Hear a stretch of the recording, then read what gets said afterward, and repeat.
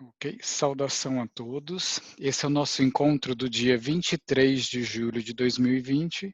Então, sem muita demora, eu quero passar então a palavra para o Humberto. Humberto, com você, amigo.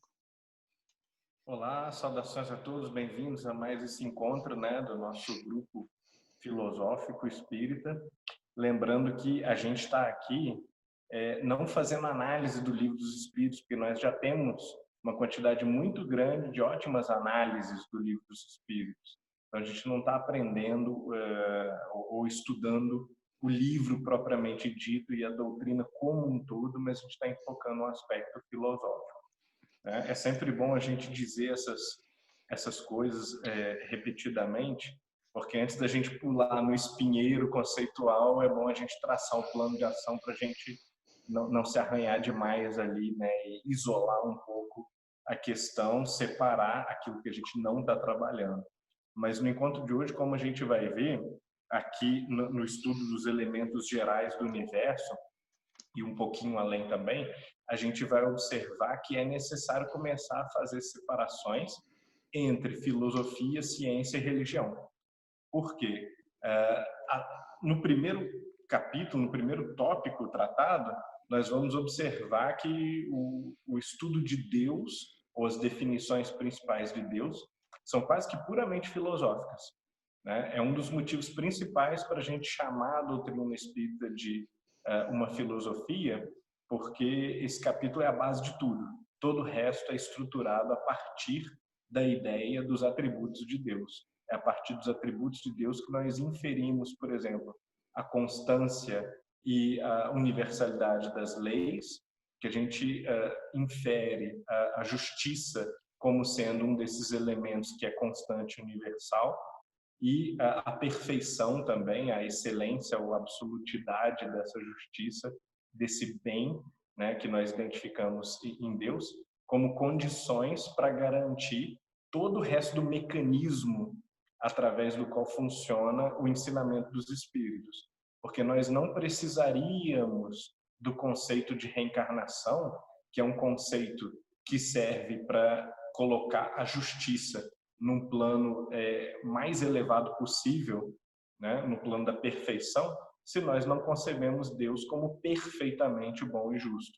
Nós não precisaríamos do intercâmbio com os espíritos se nós não tivéssemos o entendimento de que o universo é um só, ou mesmo que haja na teoria, vários universos, múltiplos universos, que há uma lei universal, e essa lei universal abarca e domina todo o cosmos, de maneira que os muitos mundos possíveis, ou as muitas dimensões possíveis, não são separados, mas são unificados por esse mesmo Deus, essa mesma inteligência soberana que criou tudo de maneira harmônica, que criou tudo interpenetrado em tudo.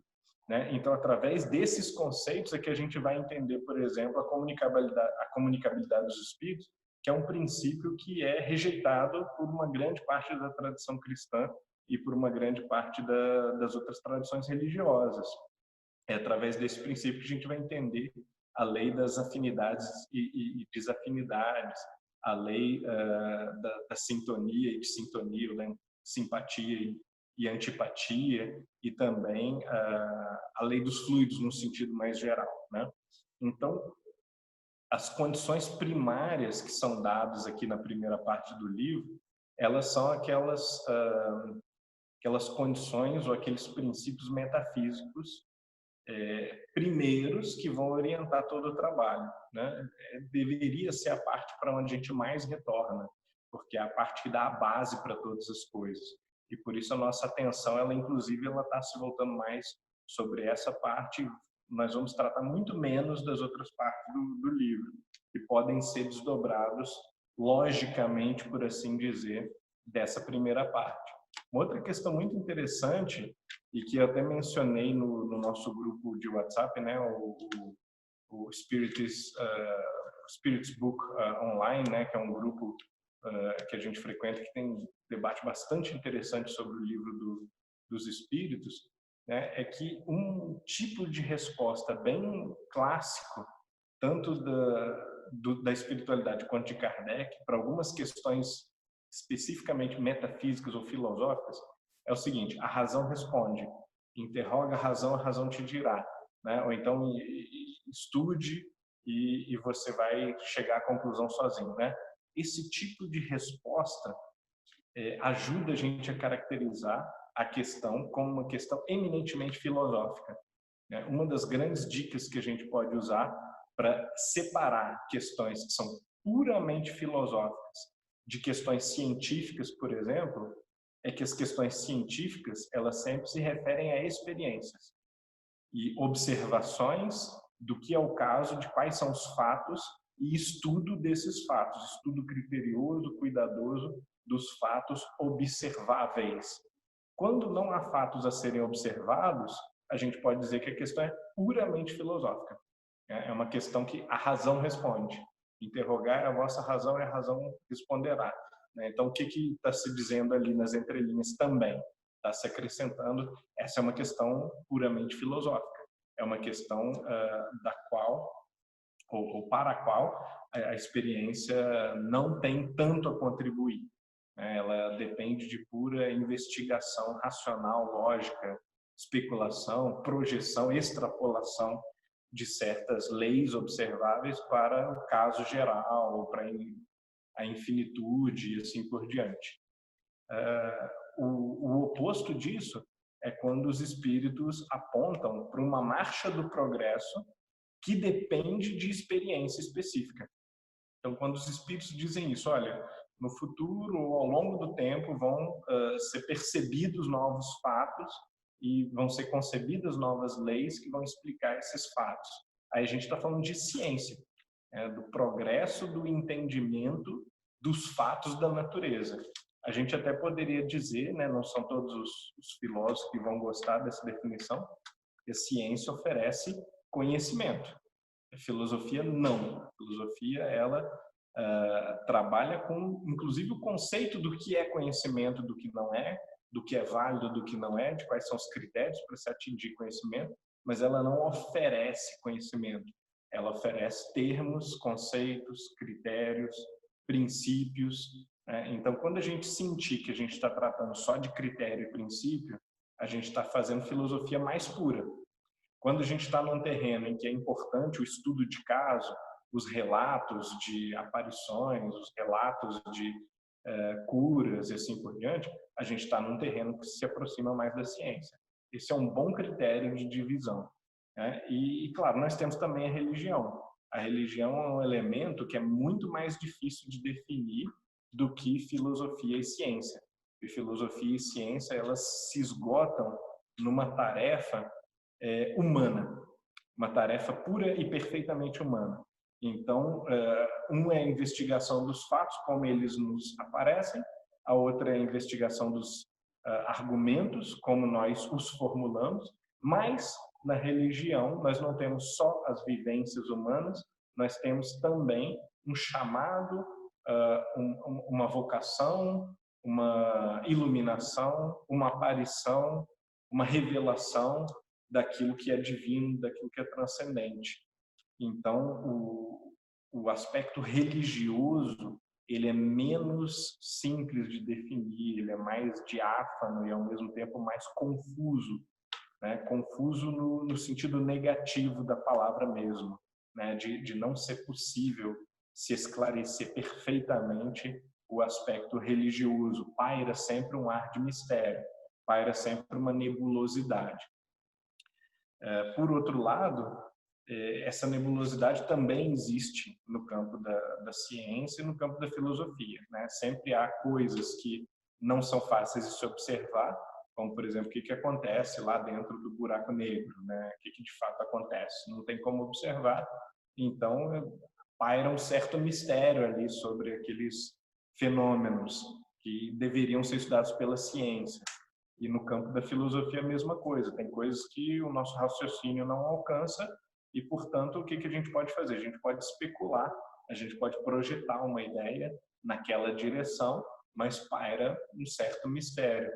No entanto, esses mistérios, eles são mistérios, estão muito ligados à nossa condição intelectual. Então, nós temos um vago entendimento do próprio mistério filosófico, do próprio mistério científico, que a gente vê onde o nosso olho não alcança. Você olha para uma montanha no horizonte, você sabe que o seu olhar só alcança um lado da montanha, não alcança o lado de lá. Então você sabe exatamente o que te falta para conhecer a montanha toda. Agora, quando Deus se manifesta, quando a espiritualidade se manifesta, quando o sagrado, a parte divina do universo se manifesta, você vê uma quantidade de coisas que não são tão claras quanto uma visão dos fatos, dos fenômenos, e ao mesmo tempo você não sabe o quanto você não está vendo. Então a nossa noção ela é muito ruim para que a gente consiga julgar o que é aquele Deus, o que é aquele sagrado, o que é aquele espírito comunicante. Né? No limite das nossas faculdades, a gente não consegue saber sequer se, por exemplo, os espíritos eles são de um jeito ou eles apenas se apresentam a nós daquele jeito, ou se a Ah, nossa imaginação completa alguns elementos, digamos assim, da aparência, da sensação, do pensamento dos espíritos. A gente sabe que a mediunidade, por exemplo, ela é mais uma tradução do que aquela metáfora ruim que foi usada algumas vezes da máquina de escrever. Né? O espírito não senta ali e escreve o livro de Emmanuel, isso não existe. Né? O livro é de Chico Xavier, né? A mente de Chico Xavier, o espírito de Chico Xavier, que recebe a inspiração do espírito e existe um percentual da mente de Chico Xavier no livro, que é inevitável e não é ruim, isso não é um problema, que o médium contribua com a sua mentalidade, com a sua sensibilidade, com a sua forma de ver, né? Se não houvesse essa contribuição, o médium não precisaria ser preparado para escrever um livro. Né? Se fosse uma máquina de escrever, né, o espírito sentaria ali e escreveria o livro. Mas não, o espírito vai visitar o médium no sonho, leva o médium para não sei onde, traz um outro espírito para o médium conhecer, para harmonizar com aquele outro pensamento, para só então sentar e escrever a história um pouco mais justa, mais parecida com aquilo que a espiritualidade queria transmitir, né? E claro, esse mesmo processo está acontecendo no Livro dos Espíritos. O processo ele é constitutivamente imperfeito. E junto com a imperfeição da mediunidade, nós estamos o tempo todo esbarrando no limite da compreensão humana e usando nomenclatura que as próprias respostas do livro vão dizer o tempo todo. Isso é uma questão terminológica. Isso aí não dá para definir bem, mas é como se fosse, ou então, para a sua compreensão, não, mas para nós, sim. Então, o que essas respostas elas estão evidenciando? As respostas estão evidenciando que não há um saber rigoroso possível, talvez não seja nem possível um saber rigoroso sobre as questões espirituais, mas há um saber suficiente para que nós tiremos conclusões e esse suficiente para que nós cheguemos a certas conclusões, certos apontamentos, se chama filosofia. Né? Uma compreensão suficiente para que nós possamos reagir e tomar decisões é propriamente uma filosofia. Ao passo que conhecimento de fatos ou conhecimento exato, né, que seria aquilo que a ciência pretende oferecer, nós só temos em relação a partes da fenomenologia espírita. Né? Então, o ensino dos espíritos, ou a doutrina dos espíritos, não é uma ciência, mas a parte que lida com a fenomenologia, né, dos eventos mediúnicos ou medianímicos, essa parte ela é passível de se tornar uma ciência. E é interessante que a gente recentemente encontrou uma carta em que Kardec se autodefine ou se apresenta como filósofo. Ele cria uma mini biografia dele mesmo e com o pseudônimo, inclusive, né? Allan Kardec, nascido tal, Lyon e tudo, escritor e filósofo. Termina assim a apresentação dele, a autobiografiazinha dele. Quer dizer, o entendimento que ele tinha da sua atividade não era nem o de profeta, nem o de cientista, mas o de filósofo, de alguém que está organizando apontamentos, princípios, diretrizes de um saber possível, mas bastante limitado sobre a fenomenologia medianímica, né?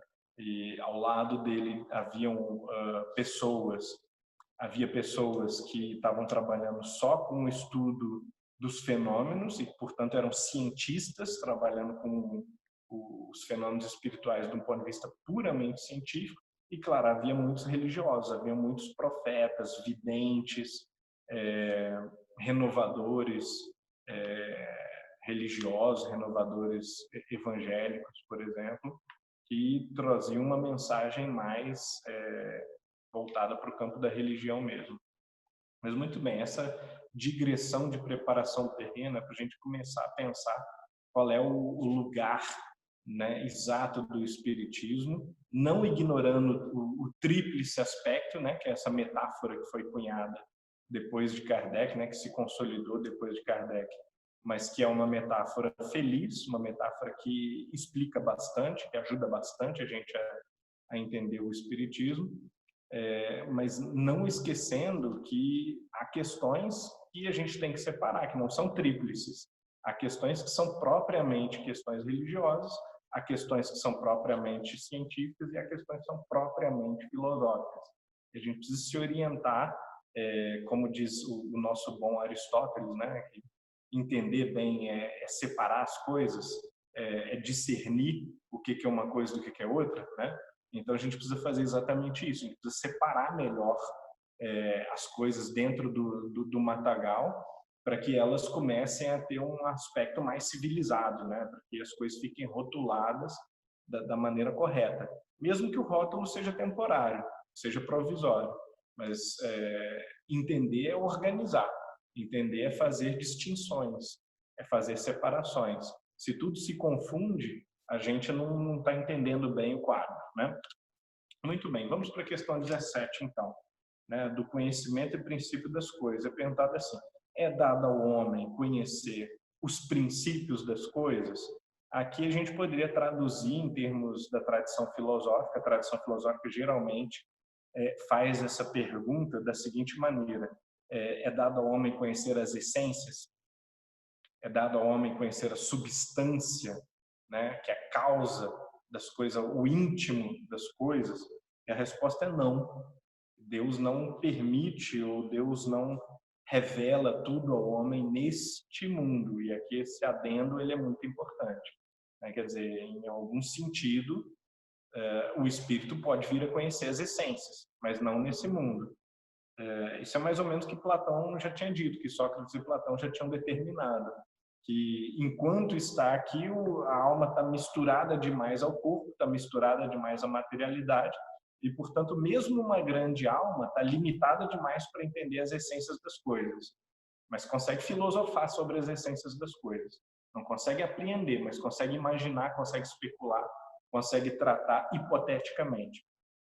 E aí, quando essa alma, lá no Fedro de Platão, a gente vai ver isso, né? Quando essa alma é grande e está fora do corpo, né? Quando ela está liberta do corpo e é uma grande alma, ela está tão acostumada a transitar nas altas esferas, onde vivem os deuses, né? As inteligências superiores, que ela começa a apreender as coisas como elas são na sua essência. Então, o conhecimento das essências das coisas é necessariamente um conhecimento que nós temos no mundo da verdade, né, na pátria espiritual, e é um conhecimento para as almas amadurecidas, para as grandes almas, né? Essa metáfora, esse mito tecido por Platão no Fedro ajuda a gente a entender a situação. Aí nós temos outras questões aqui, né? A questão 18, ela vai apontar para o que falta, por que o ser humano não pode compreender os fundamentos, as essências, os princípios das coisas. Aí a resposta ela vai na seguinte direção: bom,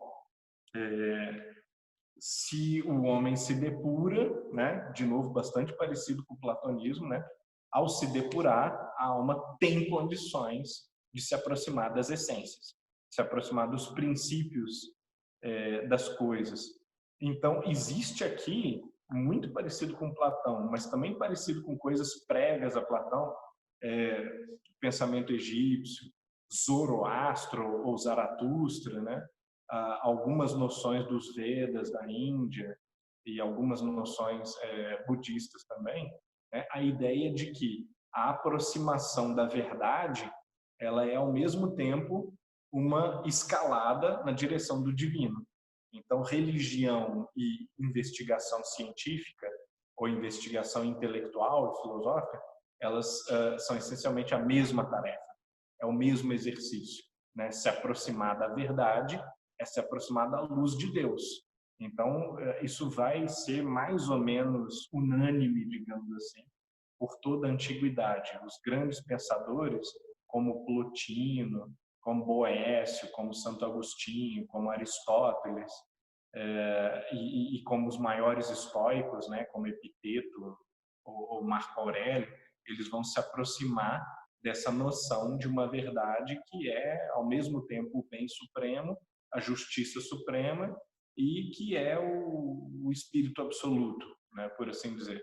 É Deus, ou é o absoluto. Com muito diferentes concepções, tá, gente? Óbvio, né? Não estamos falando que é tudo a mesma coisa, né? Mas justamente que dentro das diferenças, essa dinâmica de ascensão do espírito ao reino de uma verdade, que é ao mesmo tempo uma verdade sagrada, que é um encontro com o sagrado, um encontro com o divino, essa dinâmica ela funciona mais ou menos da mesma forma ali na antiguidade, que é o momento, a gente sabe, em que a humanidade tinha mais auxílio de fora, né? O momento em que nós tínhamos o dom da profecia, né? Nós tínhamos os grandes iniciados de todas as tradições, nós tínhamos os grandes reveladores e Karl Jaspers, né? Ele vai falar inclusive desse grande momento, né, como se fosse um planejamento cósmico, né, para que todos os grandes reveladores de religião surgissem ao mesmo tempo, mais ou menos em torno de 1000 a 500 ou 400 antes de Cristo, quando viveram Confúcio, Buda, Sócrates, Lao Tzu, alguns dos maiores profetas judeus ali entre o cativeiro da Babilônia e a libertação, enfim, quer dizer, esse grande surto de espiritualidade que tomou o planeta seria um momento axial em que o mundo ele migra para a concepção de existência do espírito, ou para a concepção de independência do intelecto da matéria. Então, nessa teoria, esse momento seria um momento da humanidade que a humanidade recebeu um empurrão de fora, um empurrão das forças cósmicas, por assim dizer, para a aceleração do seu progresso. E depois nós temos, claro, grandes filósofos, mas pensadores ou religiosos estavam mais dimensionados para uma tarefa de manutenção dessas verdades, para que elas não fossem destruídas, não se perdessem e se mantivessem, né, nos próximos 1500, 1800 anos dessa época áurea da chegada do Espírito, da revelação do que havia de espiritual, para a época mais ou menos do século XVIII, quando realmente nós começamos a ter novas revelações, tanto científicas quanto noções filosóficas que vão de novo chacoalhar o mundo, revolucionar o mundo e criar uma sociedade completamente diferente, que é a sociedade ao mesmo tempo científica, democrática, com direito, né, sem arbitrariedade, sem despotismo, sem escravidão, né? Tudo isso foi criado através desse grande momento de transformação que vai começar mais ou menos no Renascimento, mas vai explodir nos séculos 18 e 19. E de que Kardec é muito perspiciente. Ele percebe claramente que ele está no meio de um processo de ebulição, de transformação completa da ordem social, do pensamento, né? Muito bem. Pulando aqui algumas questões, a gente chega na distinção entre espírito e matéria, tem a questão 22, que também é interessante. Define-se geralmente a matéria como aquilo que tem extensão e impressiona os sentidos, e que é impenetrável. Essas definições são exatas? Resposta: do vosso ponto de vista são exatas, porque não falais senão do que conheceis. Quer dizer, é quase que uma resposta kantiana, assim, né? O que quer dizer isso? De acordo com a sua capacidade de percepção, as definições são boas e verdadeiras e objetivas. Teria-se muito mais a dizer sobre o que é a matéria, mas como esse algo a mais ele não entra na percepção humana, o que interessa para o ser humano é saber aquilo que nós podemos apreender, né? A matéria existe em estados que vos são desconhecidos. Pode ser, por exemplo, tão etéreo e sutil que nenhuma impressão causa aos vossos sentidos. Bom, isso mesmo sem a gente estar no mundo espiritual, né? Mesmo sem sermos espíritos imateriais ou libertos da condição corpórea, nós já sabemos pela tecnologia, pelos aparelhos que nós desenvolvemos, pelo refinamento da matemática que explica e que estuda os fenômenos da física, a gente sabe que existe radiação, a gente sabe do eletromagnetismo, das consequências do eletromagnetismo, a gente sabe de uma série de outras coisas que nos mostram que há uma parte muito mais sutil de micropartículas que são invisíveis e que não causam nenhuma sensação, não podem ser apreendidos pelos 5 sentidos, e que alguns aparelhos muito finos, muito modernos, conseguem detectar, né? Uma chuva de neutrinos está passando, atravessando a Terra o tempo todo, né? Radiação de fundo, né? do Big Bang, a gente consegue detectar essas coisas, são completamente imperceptíveis para o ser humano. Então, quer dizer, quantas outras coisas mais não podem haver que amanhã a ciência vai conseguir detectar, ou não, que a ciência pode não conseguir detectar e que só realmente a revelação ou uma especulação filosófica pode nos dar a desconfiar de alguma coisa. Então, é o tipo de questão que trabalha bem o limite do conhecimento humano. Eu gosto da primeira parte, do primeiro livro, né, do Livro dos Espíritos, justamente porque ele explora muito os aspectos filosóficos do edifício que Kardec está construindo junto com essas comunicações. Na questão seguinte, é pedido uma definição da matéria e a resposta vem assim: é o laço que prende o espírito. É uma definição. É o instrumento de que esse se serve sobre o qual exerce sua ação. Outra definição bastante diferente. Um é o laço que prende, né, que mantém o espírito em algum lugar. E aí cabe perguntar, isso serve para a vida no corpo? Serve para a vida fora do corpo? Em que medida? Aparentemente, a vida fora do corpo, ela inclui um corpo energético que é bastante material ainda, né? Menos material do que o que a gente chama de forças eletromagnéticas ou de radiação, por exemplo, mas ainda assim é alguma coisa e que mantém o espírito circunscrito a uma região, mantém certas características, uma certa aparência, alguma coisa assim. E não ajuda muito a gente tentar especular sobre como que seria um espírito sem isso, sem nenhum tipo de definição dada pela matéria, porque a nossa forma de identificar uma pessoa, ela está muito ligada à aparência, o tom da voz, certas características, onde mora, as referências materiais, né? A gente tem muita dificuldade de imaginar o que seria uma inteligência não local, por exemplo, uma inteligência que não tem nenhum tipo de definição, nenhum tipo de capacidade ou possibilidade de ser apreendido pelos 5 sentidos.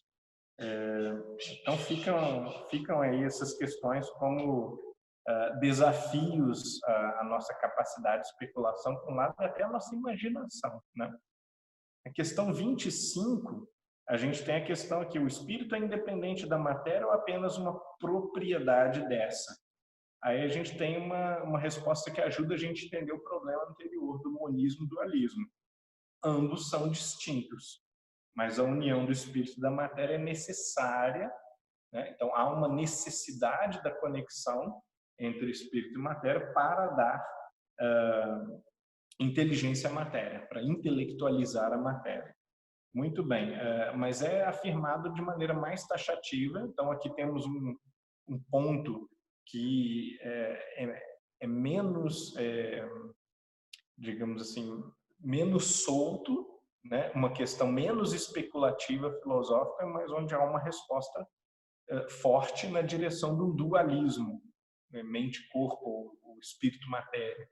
E esse dualismo ele é desdobrado, de certa maneira, na próxima questão, que é a 25A, que diz assim: essa união é necessária para a manifestação do espírito, entendendo aqui espírito como inteligência, não necessariamente como pessoa, né?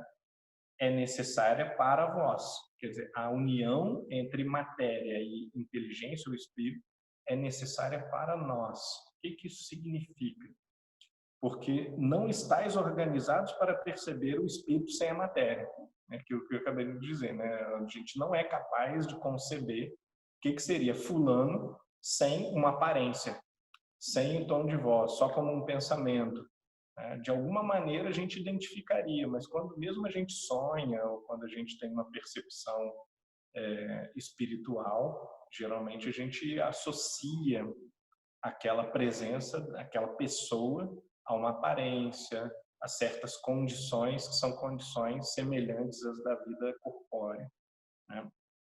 E há uma boa razão para que seja assim, né? É bom que a nossa mente não tenha que lidar com condições absurdas que ela ainda não é capaz de lidar, e ela possa se apoiar nesses elementos de conforto, de familiaridade aos quais ela está acostumada, né? Na próxima questão, 26, pode-se conceber o espírito sem matéria, a matéria sem o espírito? Pode-se, pelo pensamento. Aqui fica um pouco a dúvida, né, se esse pelo pensamento é a imaginação, quer dizer, o pensamento ele consegue forçar a barra o suficiente para abstrair, né, e de maneira abstrata conceber a inteligência como uma coisa e a matéria como outra coisa totalmente distintas, ou não é só uma abstração, mas de fato o pensamento ele é capaz de discernir uma separação que é da natureza, né? Então não é perfeitamente claro e existem possibilidades interpretativas dentro desse tipo de resposta. Então a gente, talvez mais do que conhecer a resposta, seja interessante a gente explorar que há opções interpretativas, que há uma margem de flexibilidade. E essa margem de flexibilidade permite a gente continuar fazendo filosofia, continuar fazendo especulação, continuar fazendo uma investigação metafísica, por exemplo, de quais seriam os possíveis quadros, né, de desdobramento desses princípios, né? Caberia um trabalho nessa direção. Bom, aí aqui temos uma pergunta muito interessante, que é a 27, e para a qual nós fomos conduzidos por todas as outras anteriores desse capítulo, que é: haveria assim dois elementos do universo, a matéria e o espírito? Engraçado que a resposta é sim, e depois se diz que são três. Olha como é que é engraçada a filosofia, né? Que parece que a gente está trabalhando com a dialética, que se confirma, mas ao mesmo tempo em que se confirma, há um acréscimo, né, de um terceiro elemento, forma uma tríade, e a partir dessa tríade, aí sim consegue-se ter um quadro melhor de qual é a configuração assim dos elementos cósmicos. Vamos à questão, porque ela é muito esclarecedora. Sim, né, são esses os elementos gerais do universo, matéria e espírito, e acima de tudo Deus, o Criador, o Pai de todas as coisas. Esses três elementos constituem o princípio de tudo que existe, a trindade universal. Mas ao elemento material é preciso juntar o fluido universal que desempenha um papel intermediário. Então, na verdade, surge um terceiro elemento e surge um quarto elemento. A pergunta do Kardec era bem dualista. Temos a matéria e o espírito, e isso é tudo? Os espíritos dizem, bom, tem a matéria, tem o espírito. Você está esquecendo de Deus, né, Kardec? Não é nem matéria nem espírito, porque matéria e espírito são coisas criadas. Aí eles enfatizam a palavra criador, né? Separado de matéria e de espírito, temos Deus, que é o criador, o pai de todas as coisas. Então, essas palavras, elas são intencionais, elas são propositais, elas estão ali por algum motivo, né? Há uma separação entre os criados e o criador. Assim como a gente viu no estudo passado, que a gente não pode nem se render ao dualismo, porque o dualismo ele facilmente ele cai no trinitarismo, depois numa tetrarquia e assim por diante. Nós vamos ter, no final das contas, um tipo de pitagorismo, uma filosofia que vai progredir numericamente e começar a fazer o estudo de como os números se associam entre si, inclusive, né? Isso foi muito explorado por alguns pensadores gregos, como Próclo, por exemplo, né? Um pensador muito profundo, uma metafísica muito complexa, com uma teologia muito complexa, baseada em números, em como que que é o ser supremo, vira dois, como é que dois viram três, como é que três viram quatro e assim por diante ao infinito, né? E como é que do 1 até o infinito existe uma unidade e no final das contas tudo é um na diversidade, né? É unificado na diferença. Isso é muito importante para a gente entender uma série de coisas complicadas na história da filosofia, que não vem nem um pouco ao caso aqui, mas que vão ajudar a gente a entender como que as grandes acomodações dos princípios são mais profundas e mais completas do que a opção por uma das possibilidades, ou monismo, ou dualismo, ou trinitarismo, e assim por diante. Então, fazendo a comparação com a velha metáfora da trindade, né, me chama a atenção o uso do termo a trindade universal, que esse é um termo muito usado na teologia cristã para referir Pai, Filho e Espírito Santo. A gente sabe disso, a gente está cansado de saber disso. E que, num sentido um pouco bizonho, pode receber uma interpretação literal, como, por exemplo, 3 pessoas da Trindade. 3 pessoas que, interagindo umas com as outras, formam um Deus. É muito difícil saber o que isso significa. Não foi um pensamento que foi produzido, que foi concebido, nem para explicar nada e nem para esclarecer nada, mas um daqueles exercícios de sofisticação linguística mais do que filosófica, né, para produzir uma acomodação entre a ideia de que Jesus é Deus, claro, e as referências que Jesus faz a uma força espiritual divina, como sendo também um aspecto de Deus. Mas muitos filósofos, eles entenderam o conceito de trindade de uma forma mais eminentemente filosófica, ou seja, tentando explicar o que esses conceitos podem significar num sentido mais racional, no sentido mais compreensível e explicativo do próprio uso da palavra, do próprio uso dos termos. Então, na tradição neoplatônica cristã, por exemplo, do Renascimento até o século XIX, Deus Pai é o Criador. Deus Filho é o Espírito, são os Espíritos, né? É o elemento inteligente criado, é a força espiritual criada, que não pode se confundir com o Criador, mas é parte dessa união cósmica, ou desse quadro cósmico. E o Espírito Santo seria a força, ou então o elemento através do qual Deus e o Espírito agem, né? Seriam as mãos, por assim dizer, de Deus. E a gente poderia dizer perfeitamente que isso é, em algum sentido, a matéria também. Então, quer dizer, se a gente conceber dessa forma, a referência aqui à religião, ela é frutífera.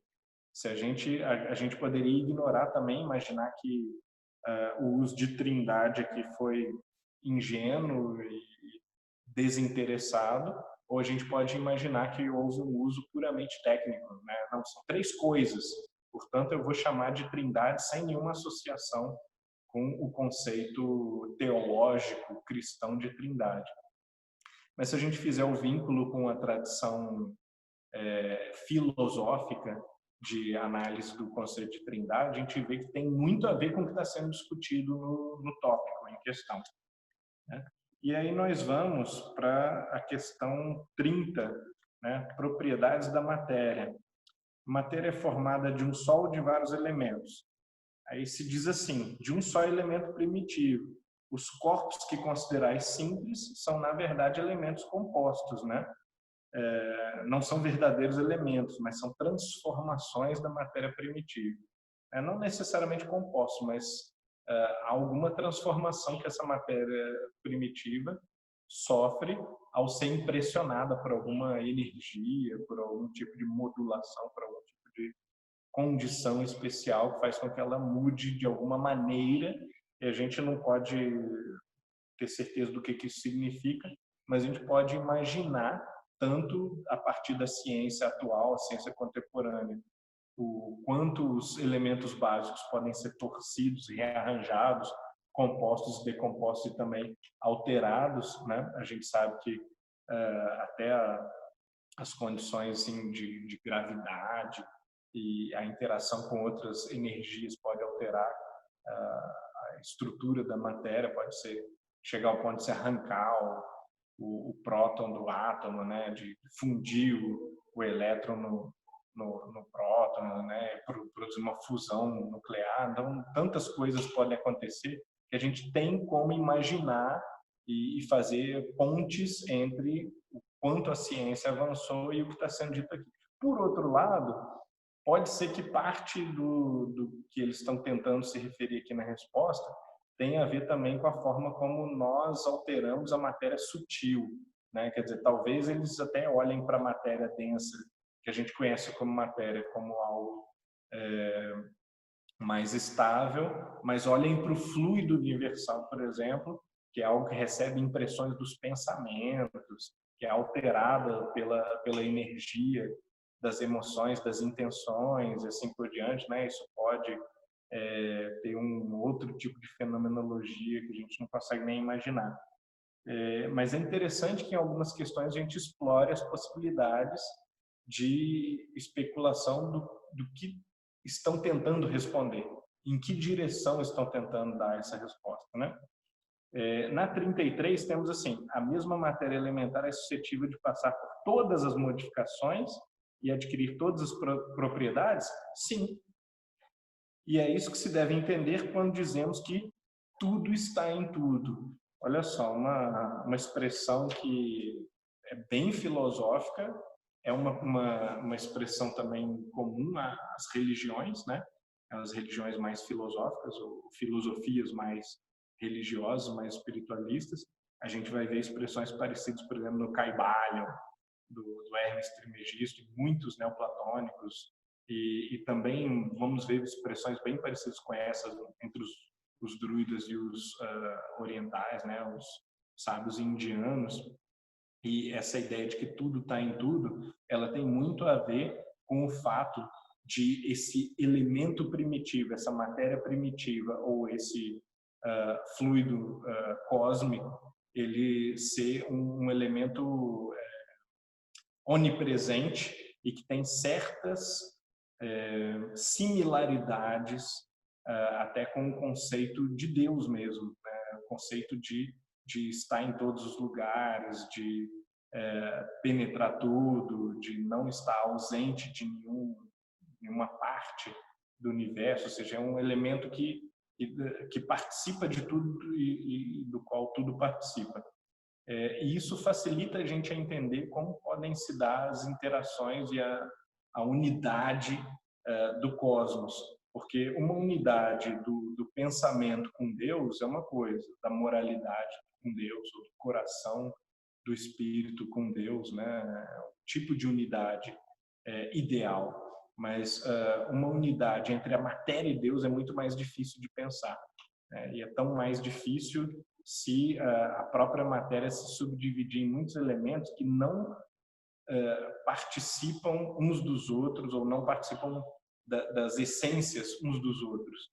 Ao passo que se tudo pudesse ser decomposto numa massa inicial, num éter primordial, a gente consegue entender de maneira um pouco mais fácil, pelo menos no sentido filosófico especulativo, que essa massa primordial ela recebe características conforme as necessidades de um possível projeto, né, de uma possível ordem cósmica. Bom, e aqui o que eu pedi para vocês observarem, né, como que essas três primeiras questões da formação dos mundos, a 37, 38 e 39, elas são respectivamente filosófica, religiosa e científica. Para a gente ver como é que na prática não é que o tríplice aspecto ele está em tudo, mas ele está conjugado, mantendo as suas diferenças, né? A filosofia continua sendo filosofia, investigação de fato, de fenômeno continua sendo ciência, e o pensamento religioso continua sendo a nossa expressão sentimental e metafórica, poética, para a gente lidar com aquilo que transcende a capacidade de pensamento humano e a capacidade de experimentação humana, né? Então, nós temos essas três questões que são assim: o universo foi criado ou existe desde toda a eternidade? Temos uma resposta puramente filosófica. Sem dúvida, o universo não pode se fazer a si mesmo, né? Se existisse como Deus de toda a eternidade, não poderia ser obra de Deus, ou seja, seria a causa e não o efeito. Acontece que para ser causa ele não tem os atributos necessários, inclusive inteligência, liberdade, né? São atributos necessários para você ser causa. E aqui o complemento do Kardec, né? A razão nos diz, né? Sempre que é a razão que diz, é uma questão filosófica, né? A razão responde, né? Não ser possível que o universo tenha feito a si mesmo. Não podemos ser obra do acaso, deve ser obra de Deus. Próxima questão: como Deus criou o universo? Interessante que nos pontos anteriores a gente já tinha visto que a gente não sabe direito o que é Deus e a gente não sabe direito quando o universo surgiu. Mas Kardec é insistente, ele quer saber como que Deus criou o universo, sendo que nem a compreensão de Deus, nem a compreensão da matéria do universo, do que é espírito, elas foram esgotadas, elas foram dadas suficientemente. Então, os espíritos aqui eles só poderiam fazer uma coisa, só poderiam se evadir. Né? Foi exatamente o que eles fizeram. Eles deram uma resposta mais religiosa, menos filosófica e menos científica, para me servir de uma expressão comum por sua vontade. Foi assim que Deus criou o universo, né? Fiat lux, né? Faça-se a luz, e a luz foi feita. Nada representa melhor essa vontade todo-poderosa do que as belas palavras do Gênesis. Então, a metáfora religiosa aqui, né, que é uma metáfora que nos leva a pensar sobre justamente essa condição de ultrapassamento do poder da grandeza de Deus para qualquer analogia com critérios que a gente possa compreender, né? Essa metáfora ela é usada aqui de maneira muito feliz para mostrar que, olha, quando você chega ao extremo dessas questões, eu só posso responder: Deus existe, e deve-se crer nisso, né? Deve-se ter fé, né, na presença de Deus. A gente consegue filosofar até sugerir que Deus existe. Depois disso, se você continuar filosofando, você fica naquele limite do pensamento possível. E o pensamento possível não dá o salto de confiança. Ele não dá o salto de aprovação daqueles conteúdos que são sugeridos pela razão. Então, o que é sugerido pela razão, por um lado, é o que nós temos de melhor, é a melhor opção, é a melhor sugestão, o melhor conselho que a gente pode receber é o conselho da razão. Mas ele não resolve o problema, ele não prova, ele não demonstra.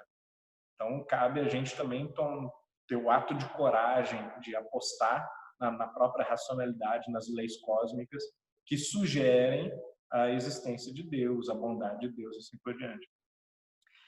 E na 39 aqui temos uma resposta que aponta para a investigação dos fatos, a ciência, né? Poderemos conhecer o modo de formação dos mundos?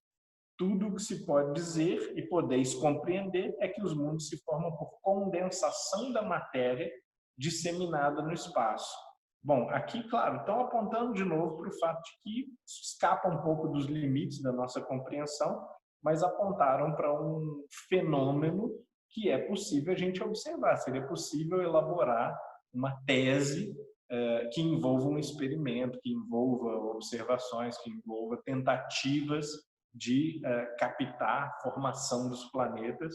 E nós sabemos que o nosso conhecimento em 170 anos avançou tremendamente na direção justamente de mostrar que é através das nebulosas que os planetas vão se formando, alguns planetas são expelidos como massa solar, né? E a partir daí vão se resfriando em vórtices, né? Até chegar ao ponto de serem planetas, luas, anéis e assim por diante.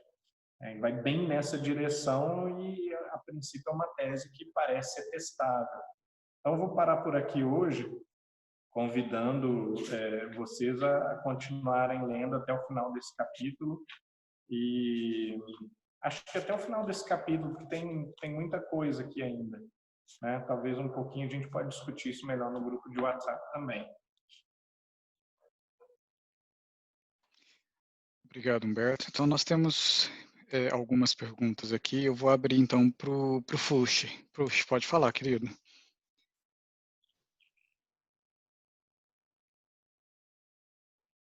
Muito bem. Eu não tenho algumas coisas necessariamente simples, não, Humberto. A mais simples é você está fazendo menção a um grupo de WhatsApp, que não são esses grupos que foram criados agora para esse nosso curso aqui. Sim, é isso. É esse É grupo. esse mesmo? É esse mesmo. É. Ah, ok. Segundo, uma observação rápida minha, quando se diz que existem dois elementos e acima deles Deus, poderia estar querendo dizer que Deus não é um elemento básico do universo, não é? É por isso que existe essa terceira conceituação, porque matéria e espírito, a partir da sua transformação, é que o universo existe. E Deus está fora dessa concepção de poder se transformar, se mudar ou ser básico. Aliás, acho que a complexidade de Deus é que nos dificulta um pouco a sua compreensão. E a terceira quando se fala em essência, que é fundamental o conceito de essência, e o Espiritismo fala muito nisso, eu queria que você comentasse ligeiramente a fenomenologia de Russell, até que ponto ela é um caminho interessante para orientar reflexões e investigações em torno do Espiritismo.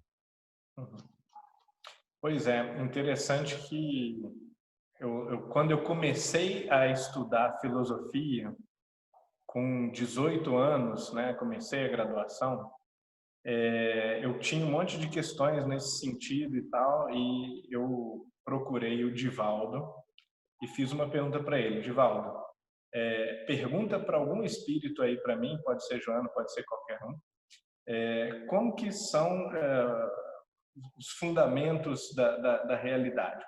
Quais são as essências das coisas? Aí, eu acho que ele não consultou ninguém, porque ele me deu a resposta na hora. Ele falou assim, não, pode confiar na tradição filosófica. Né? As pessoas, elas vêm com as missões de explicarem essas coisas, e elas estão fazendo exatamente isso. Né? Isso aí foi um momento para mim de volta à realidade, ao chão da realidade. Né? Me ajudou muito a lembrar que o trabalho é nosso, né? A gente está aqui para fazer isso e, portanto, a gente tem que valorizar mais o que a ciência tem oferecido, o que a filosofia tem oferecido, o que as transformações religiosas do nosso tempo têm oferecido em termos de aclaramento da realidade, né? E, com certeza, a ideia da fenomenologia, não só do Russell, mas eu entendo que o pragmatismo americano ele é até certo ponto muito parecido, né? Tem uma proposta muito próxima disso. William James. Isso, o William James, Percy mesmo, né? E outras propostas, elas também estão muito próximas, elas vão muito na direção dessa constatação de que, bom, nós não podemos capturar as essências das coisas, exatamente o que os espíritos disseram aqui na 17, mas nós podemos observar o que nos é observável e dentro daquilo que o ser humano é capaz de experimentar, a gente pode tirar uma série de conclusões já bastante frutíferas. E algumas coisas a gente pode desdobrar de observação sem conhecer absolutamente nada sobre a essência. Do corpo a gente conhece alguma parte da essência, né? A gente está interagindo com o corpo o tempo todo. Agora, quando a pessoa nos revela, por exemplo, partes do seu pensamento, partes dos seus sentimentos, essas são coisas puramente imponderáveis. Você não experimenta pensamento, você não experimenta sentimento. E, ao mesmo tempo, você consegue entender que aquela pessoa está passando por uma crise, que ela está sofrendo muito, que ela está feliz, que ela está apaixonada, né? Quer dizer, então, esse fenômeno extremamente profundo, complexo e invisível, que é o espírito, você consegue entender mais ou menos bem através dos efeitos, através dos fenômenos que ele exterioriza, né? Como as emoções, como a linguagem, como o comportamento, as decisões que a pessoa toma na vida. E a gente tem uma ideia razoavelmente boa do que é o ser humano, do que é uma pessoa específica, embora a gente não conheça tudo, né? A gente nunca deve ter aquela arrogância de olhar para alguém e dizer, eu sei quem você é, né? Eu estava vendo um seriado ontem, assim, né? Uma briga dessas de pai e filho. Isso é uma típica situação da arrogância humana, quando as pessoas estão muito desgastadas, assim, né? Eu sei muito bem quem você é, né? Então, quer dizer, isso é uma coisa que você diz com base num certo volume de experiência a respeito da outra pessoa. E, claro, dá para você ter uma boa ideia de quem é aquela pessoa, mas você nunca sabe tudo sobre aquele infinito invisível que constitui o espírito da pessoa, o caráter da pessoa, né? Agora, voltando à questão da trindade, eu diria o seguinte, que essa separação de Deus, né, quer dizer, por um lado você tem a matéria e o espírito, e aí Deus não é acrescentado no meio ou como um terceiro elemento, mas Deus é diferenciado verticalmente. Então, existe a ponta da pirâmide, né, a ponta do triângulo, e é dessa ponta que se produz ou que se desdobram os dois princípios básicos, que seriam o espírito e a matéria. Mas isso lembra muito a noção de panenteísmo, né? Quer dizer, Deus está em tudo, mas ele não é tudo, ele não se confunde com tudo. Então você não pode olhar para a mesa e dizer, isto é Deus. Não, a mesa ela é divinizada. As pessoas, elas são divinizadas, né? Então elas são divinas na medida em que elas participam de Deus. Bom, é exatamente o que Platão disse sobre tudo, né? Sobre tudo depender de ideias que no fundo são puras espirituais, abstratas, né? Puro intelecto, mas a cadeira, ela participa da ideia de cadeira ou daquela fagulha divina que a gente chama de essência da cadeira. Então, todas as cadeiras que eu estou vendo, as mais diferentes, com diferentes modelos, participam de uma mesma ideia de cadeira, assim como todos os cães participam de uma ideia de cachorro, né? Na verdade, assim, claro. Canicidade, né? Oi? A canicidade. Isso, exatamente. A canicidade, ou aqui em Minas poderia dizer também a cachorreidade, né? Os neologismos são abundantes. Mas, enfim, é exatamente essa ideia que, claro, Platão está experimentando. Ele está testando essas ideias pela primeira vez, né? Esse gênio incomparável, monstruoso de Platão, ele está criando várias ferramentas do zero, né? Ferramentas que muito poucas delas tinham sido desenvolvidas por Sócrates e quase nenhuma mais tinha sido desenvolvida antes de Sócrates. Então, é claro que há certas imperfeições, certas certos simplismos na teoria das ideias que são perdoáveis, né, e que avançaram muito, né, 2000 anos depois, 2400 anos depois, mas a ideia básica eu acho que ela explica muita coisa. Tudo promana desse sol das almas, né, essa força divina que é a origem de tudo. Humberto, nós temos aqui um comentário da Ana Paula.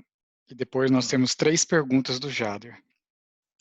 Ana Paula diz o seguinte: gostaria de lembrar a Humberto que Leon Denis fala do conceito de trindade para os celtas no seu livro O Gênio Celta e o Mundo Invisível, e as semelhanças com o Espiritismo, também comentadas por Herculano Pires em algum dos seus livros.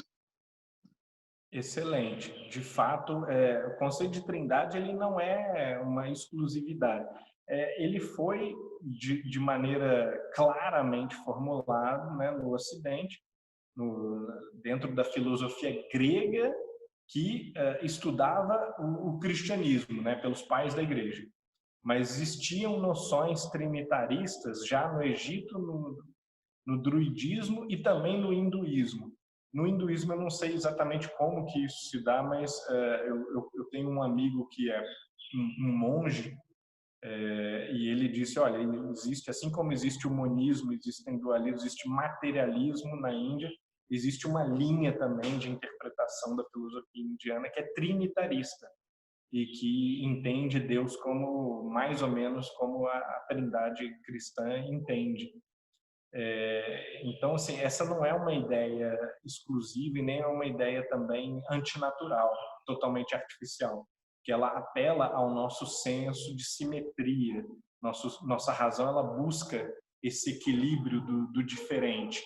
E quando você encontra luz e treva, ou bem e mal, você quer também um terceiro elemento, que seja um elemento sintético, o elemento que justifica por que há uma diferença tão grande. Então, isso leva a razão a conceber o trinitarismo, né?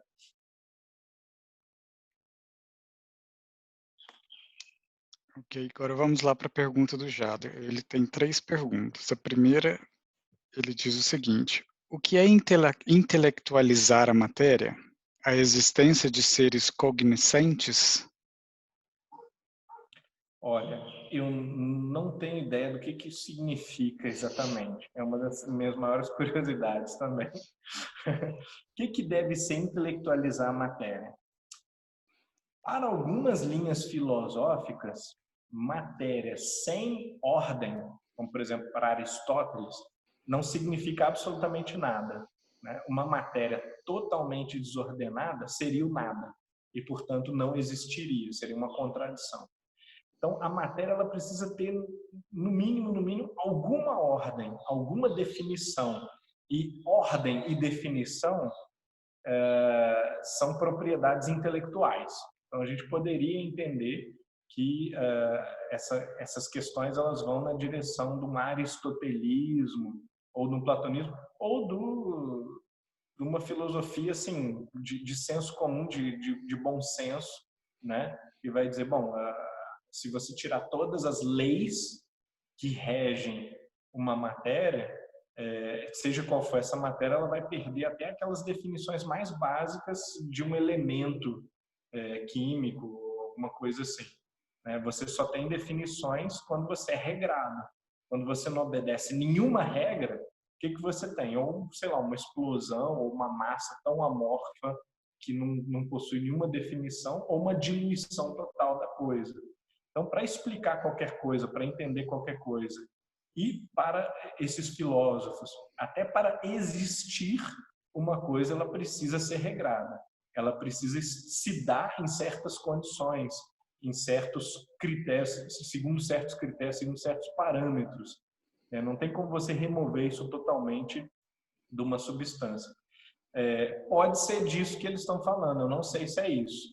Né? Pode ser que eles estejam falando de uma coisa mais específica, como, por exemplo, é preciso que as almas venham ao mundo material para produzir ou construir certas estruturas, afetar o ambiente de uma certa maneira que possa ser útil para a criação de alguma forma, mas essa questão, ela, além de ser muito espinhosa, ela tem a ver com uma série de outras questões que continuam em aberto, continuam mal definidas ou indefinidas pela filosofia espírita e também pelo nosso conhecimento científico, pelo conhecimento filosófico, que é, por exemplo, a questão do que é matéria, até onde é necessária a existência da matéria, né? Seria possível uma existência puramente imaterial. Então, primeiro a gente precisaria ter uma resposta para essas questões para ter certeza de por que é necessária a existência da matéria e por que é necessária a interação com a inteligência para organizar a matéria. Por que isso é positivo para o universo de alguma forma, né? Então, a próxima pergunta ele diz o seguinte: Kardec usa a palavra espírito com letra minúscula no livro primeiro de O Livro dos Espíritos, e a palavra espírito com a letra maiúscula a partir da questão 76, com uma nova definição: seres inteligentes da criação. São dois conceitos associados, mas distintos. Qual seria a intenção de Kardec? Distinguir o princípio espiritual dos espíritos que se apresentam à percepção mediúnica? Uhum. Tá. Eu não decoro os números das questões, mas eu acho que é a 25A. Exatamente. Na 25A, por isso que eu destaquei isso. Ele especificamente ele diz o seguinte: entendemos aqui por espírito o princípio da inteligência e não uma individualidade, ou seja, uma pessoa designada pelo nome espírito. Então, aqui ele está fazendo essa separação num dos momentos que eu acho que a separação é mais clara, né?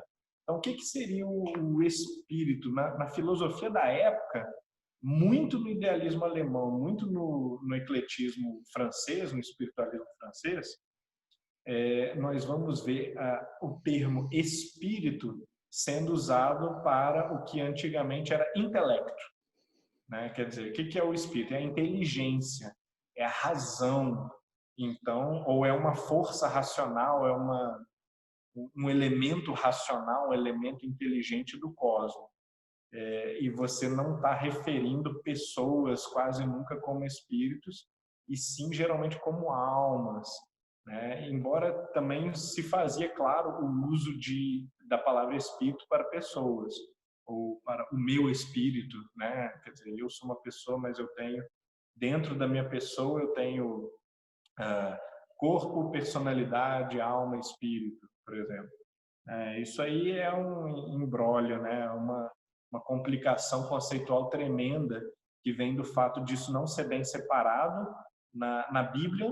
E porque não é bem separado na Bíblia, a tradição filosófica também muito influenciada pelas escrituras, né? Depois do advento do cristianismo, vai ficar um pouco presa a essa dificuldade de definição, né? Da antropologia paulina, né? Porque Paulo fala de sarx, soma, psiche,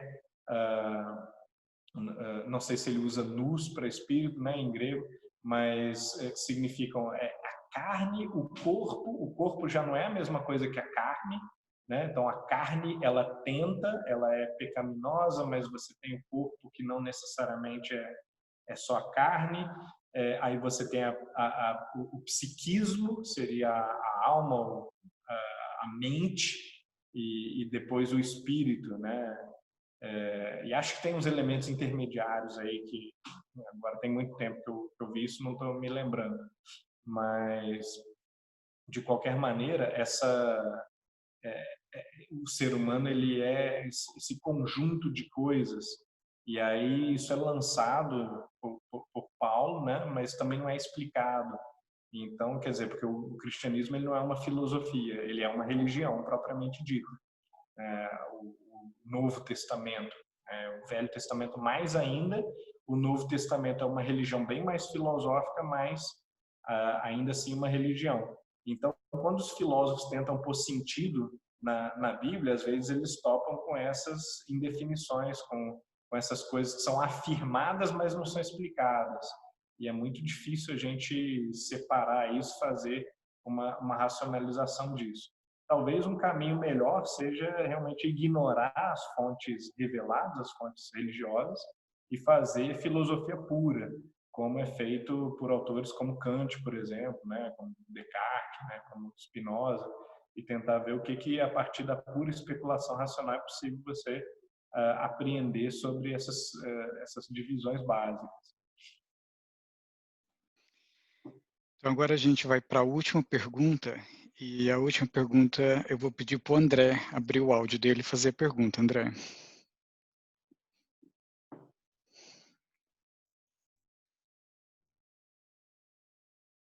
Oi? Estamos te ouvindo. Ô, Humberto, tudo bem? Eu queria fazer uma perguntinha que veio a partir da questão 18. Deixa eu ler aqui. O pensamento espírita, né, ou o espiritismo, ele é dialético por método e por natureza, já que com o amadurecimento das faculdades humanas, novas perguntas serão feitas a partir das respostas antigas e novas respostas serão obtidas? Ótimo, grande André. Eu acho que dialético é um dos termos que a gente pode usar, né? Há pessoas que têm um certo desconforto com o termo dialético, ou com o termo dialética.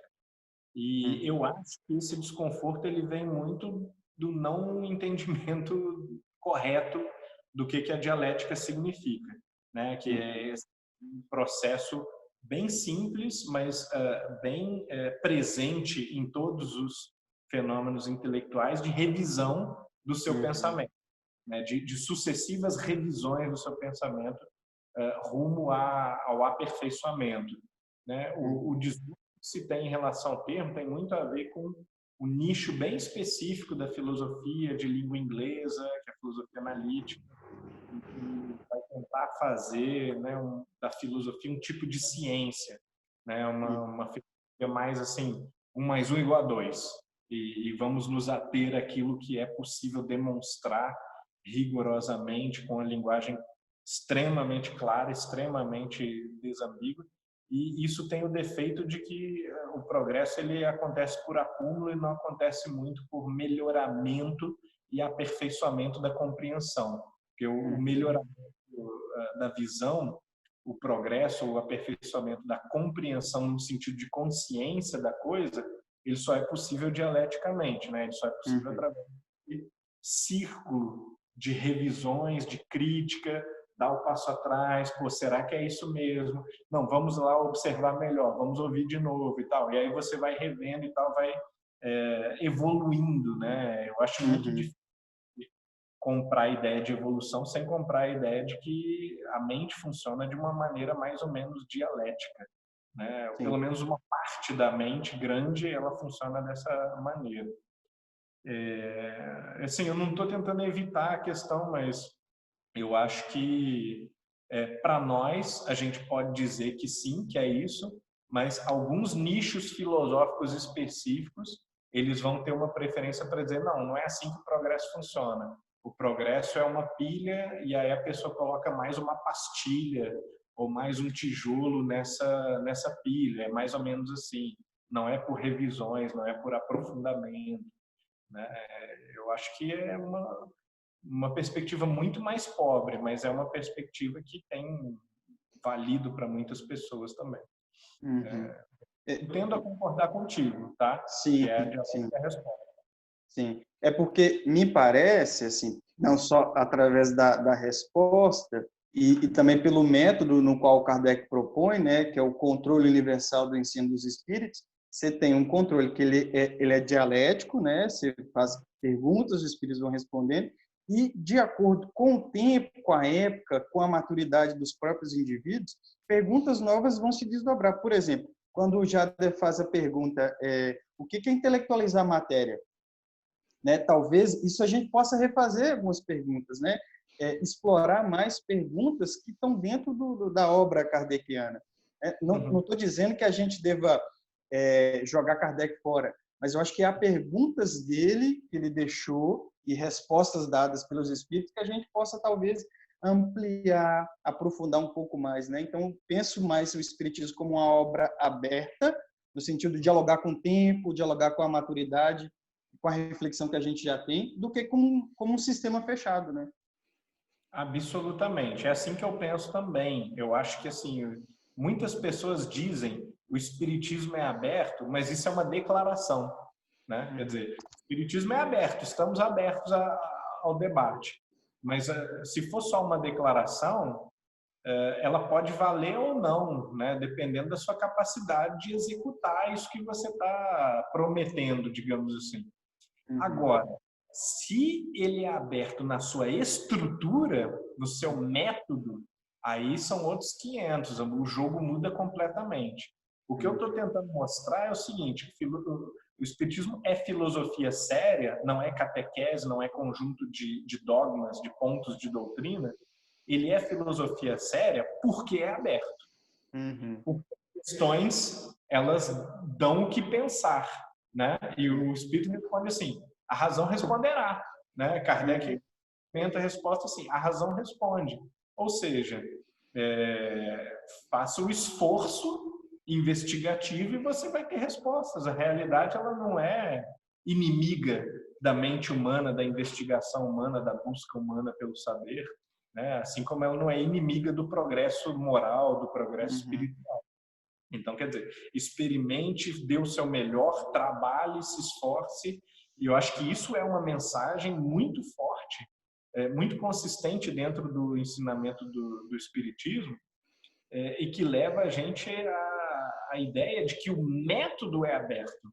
O método, ele é progressivo porque ele é autocrítico, ele se revisa, ele se renova, ele se questiona. Ele não só está aberto porque declara-se que, não, eu aceito que você me questione.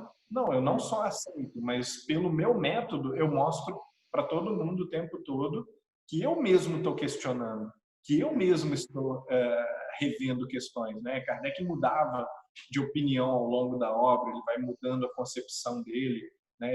Ele fica impressionado, né, com os espíritos que não sabiam que estão mortos, né? Falou assim, poxa, coisa que não daria para ninguém imaginar. Só a experiência, né? Você fica impactado por uma experiência dessa de descobrir que há sujeitos que morreram, que estão sem corpo e estão achando que estão ali andando normalmente. Quer dizer, o espírito ele conserva uma vida ainda tão suficientemente material que achar que está tendo a vida material ainda. Ele não percebeu que está morto, ele acha que está sonhando, sei lá o que acontece. Né? Então, isso é muito interessante, porque Kardec se permitindo surpreender, se revendo, se criticando, né? E é muito desonroso você dizer que você é um praticante do espiritismo, um seguidor desse sujeito, né, de Allan Kardec, desses espíritos que se comunicam com ele, fazendo o oposto, né? Acreditando cegamente, bizonhamente, como se fosse a nova Bíblia, né? Vamos aqui memorizar as perguntas do livro dos Espíritos, as mensagens do Evangelho e cumprir ao pé da letra sem nunca questionar. Não, a gente tem que sempre questionar. A gente tem que sempre estar aberto a uma mudança, inclusive radical na interpretação nossa. Né? Agora, o que a gente não pode ser é aventureiro também, que aí tem outro grupo de pessoas que é aventureiro, é qualquer novidade, joga tudo para o alto, vamos abraçar agora, sei lá, a tese sobre a fraternidade branca que chegou em naves espaciais e tal, estão ali circulando Saturno, enfim, a gente tem que usar os critérios racionais para a separação do que contribui para aquilo que não contribui em nada. Obrigado, Humberto. Valeu, Humberto, compadre. a Elza quer fazer um comentário. A Elza pode falar, querida. O meu comentário é de quem nada sabe, viu, Humberto? Eu queria só acrescentar que tem um livro que hoje me fascina um pouco, por trazer talvez conteúdo que me fez assim raciocinar e amar a doutrina espírita, que foi o primeiro livro da minha vida que eu peguei na mão, que foi o Consolador, Perguntas e Respostas, bastante conhecido de todo mundo. Então ali eu observei assim muita coisa que me fez entrar na doutrina espírita para depois poder entender o Livro dos Espíritos. E um que também eu gosto demais e que me faz pensar, que é a filosofia dos dois que estão conversando, que é Kardec com o Padre, o livro que é o Espiritismo, que também aquelas perguntas todas, né, que não estão na 119, 1109, mas que traz para a gente também bastante reflexão da forma de entender as perguntas do padre e as respostas de Kardec. Mais ou menos o que a gente está fazendo aqui. E o Humberto, aí, no caso, é o Kardec, nós somos todos o padre, o escéptico e o outro, né? Então, esse é uma coisa assim, que me ajuda, porque se eu ficar... Eu tenho aqui bastante anotado no meu livro dos Espíritos Antigos, mas confesso que eu fico fascinada com as perguntas que outros fazem, que abrem mais ainda aquilo que eu nunca tinha pensado na pergunta. A validade desse grupo para mim, está sendo fantástico. Eu tenho que terminar correndo a outra reunião, porque eu não quero perder essa. O pessoal continua. Eu falo assim, seja e sai correndo. É isso aí, é só para agradecer e dizer desses 2 livros que eu trago um em cada braço aqui, ó. Tanto que eu gosto, que é o Consolador e que é o Espiritismo. Não, são ótimas referências, Elza. Você começou muito bem lembrando. Na verdade, a gente, como Sócrates, a gente deve não saber das coisas, né? Quando a gente acha que sabe, o perigo espreita. Mas esses livros como Consolador, Atualidade do Pensamento Espírita, né? Esses livros eles ajudam muito a gente ver o que seria uma atualização das questões. Então você tem ali, ou então Dias Gloriosos da Joana, né? Você tem ali questões de DNA, de buraco negro e tal, quer dizer, um monte de coisa aconteceu depois de Kardec, mas tem como a gente atualizar sem trair, né? O que algumas pessoas confundem é que às vezes acham que a atualização precisa ser uma traição ou um abandono, quando na verdade você pode complementar muita coisa, pode rever alguns pontos, melhorar o entendimento de uma questão que não era bem compreendida e continuar seguindo o modelo, que é um modelo poderoso, né? Um modelo que a gente deve aprender a apreciar melhor, né? Legal. Humberto, então antes da gente ir para a prece de encerramento, você quer fazer alguma consideração final? Não, estou satisfeito. Tudo de Beleza. bom, gente. Então, já que a gente está falando de Kardec, a gente vai lá para a França agora e a Ana vai fazer a prece de encerramento para a gente. Boa noite, pessoal. Vocês estão ouvindo? Sim, estamos. Então, tá bom. Então, vamos aproveitar esses últimos minutinhos, né, para agradecer esse estudo tão bom.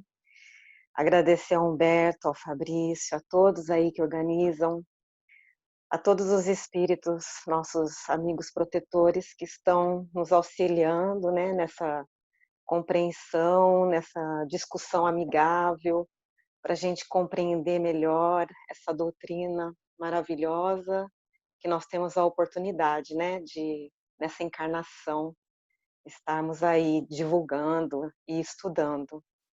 E sempre com essa apresentação, né, de convite às pessoas para compreenderem melhor, né, o porquê e para onde e como as coisas se passam, mas sem dando os princípios, né, os métodos, mas que a gente então compartilhe isso, né, com muita tolerância, com muita aceitação do outro, né, como o próprio Kardec falava, né, trabalho, solidariedade e tolerância. Então, é isso, vamos concentrar agora, né, nos nossos melhores sentimentos, as nossas melhores vibrações de paz, de amor, de gratidão pela nossa inteligência, por todos os nossos potenciais, por todas as oportunidades que Deus nos dá todos os dias.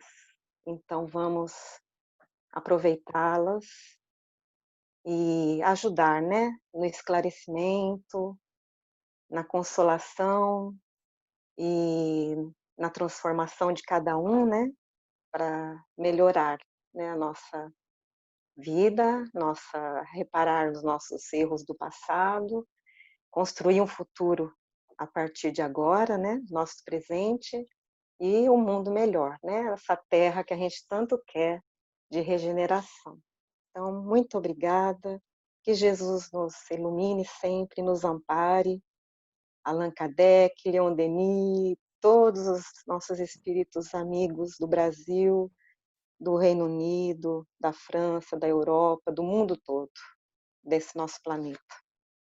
Muito obrigada. Muita paz. Gratidão, Ana. Pessoal, então, boa noite. Obrigado, Humberto. E vejo vocês a semana que vem. Grande abraço, gente. Tchau, tchau. Boa noite a todos.